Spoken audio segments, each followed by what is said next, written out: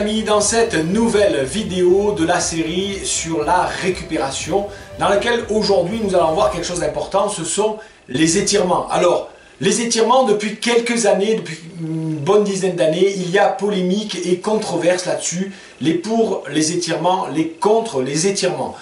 J'aimerais aujourd'hui vous apporter quelques éclaircissements qui me semblent importants parce que pour certains, eh bien, le fait qu'il y ait cette confusion, eh bien, c'est une occasion de ne rien faire, de ne pas faire des étirements. Alors, vous allez me dire, quand on ne sait pas trop, c'est une bonne idée, mais aujourd'hui, j'espère vous apporter tous les éléments pour que vous fassiez véritablement eh bien, le choix qu'il vous faut. Alors, grosso modo, pour faire simple, ceux qui sont contre les étirements, mais qu'est-ce qu'ils disent? Ils disent que vos fibres musculaires, après l'effort, elles sont gonflées et elles sont bloquées entre elles. Hein, les fibres musculaires, c'est un peu comme ça. Et comme elles sont gonflées, elles se bloquent. Et en plus, vous avez de l'acide lactique, cette espèce de gel collant entre les fibres, qui fait que si vous étirez, crac, eh bien, vous risquez de déchirer des fibres musculaires. Ont-ils tort? Ont-ils raison? Je pense que sur ce point-là, ils ont particulièrement raison. Pour ceux qui sont pour les étirements, grosso modo, qu'est-ce qu'ils disent?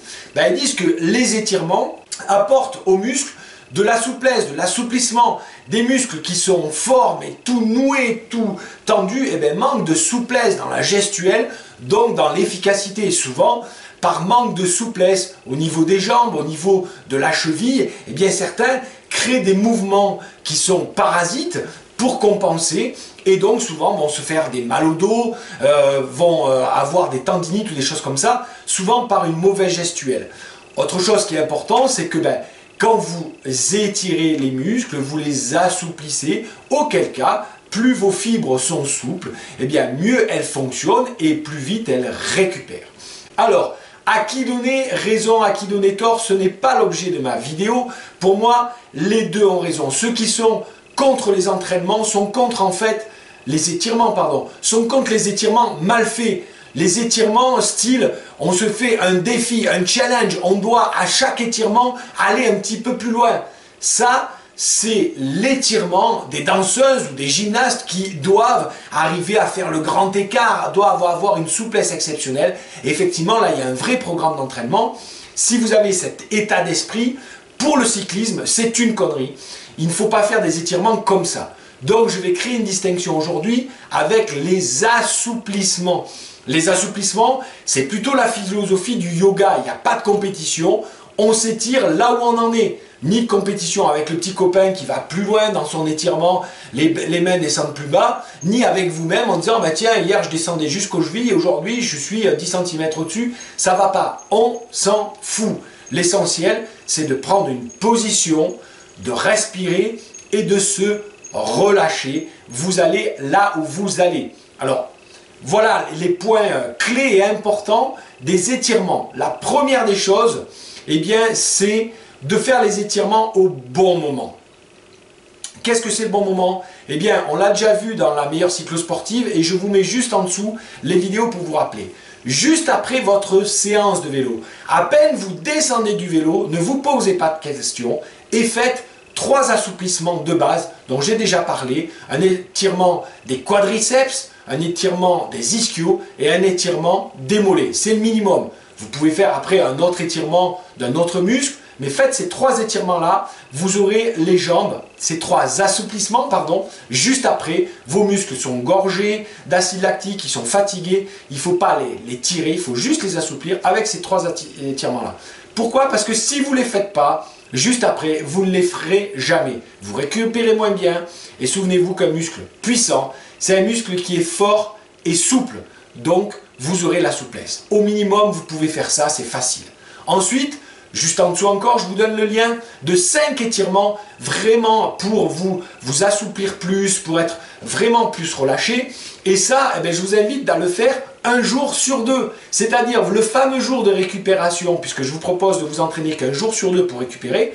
Mais le jour off, vous pouvez très bien faire cette série de 5 étirements. Moi, je la fais en me levant le matin, qui permet de mieux récupérer, d'être plus souple. Ça, c'est la première chose au bon moment. Le deuxièmement, c'est faire des assouplissements plutôt que des étirements. D'accord? Je l'ai dit, essayez simplement, sans vous challenger, de mettre les muscles en tension avec le bon geste. Ça, c'est le troisième point. Faites le bon geste. Ne faites pas des étirements n'importe comment. Apprenez à faire le bon geste. Enfin, le quatrième point, et qui est le point le plus important. En fait, pour moi, si vous êtes pour ou contre les étirements, ça n'a pas d'importance par rapport à ce que j'ai dit tout à l'heure. Puisque le plus important pour les étirements, je vais vous dire une chose, c'est la respiration profonde.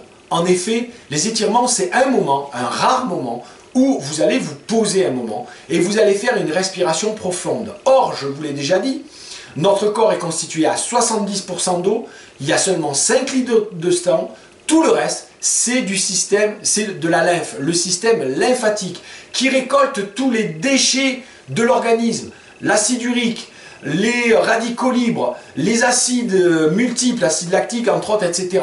Donc tous les déchets de l'organisme sont comme ça dans votre corps. Or, si le sang a une pompe pour faire circuler et éliminer les déchets dans le sang, eh bien notre système lymphatique n'a pas de pompe à part la respiration profonde. Je ferai prochainement une vidéo sur la respiration profonde, mais rien que le fait de faire des étirements, de vous poser pour inspirer et souffler profondément, eh bien ça draine tout votre corps et ça vous apporte énormément pour récupérer.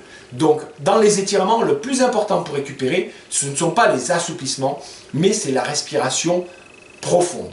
Faites des étirements, c'est ma position, c'est très clair. Faites-en régulièrement, au bon moment. Faites des assouplissements plutôt que des étirements.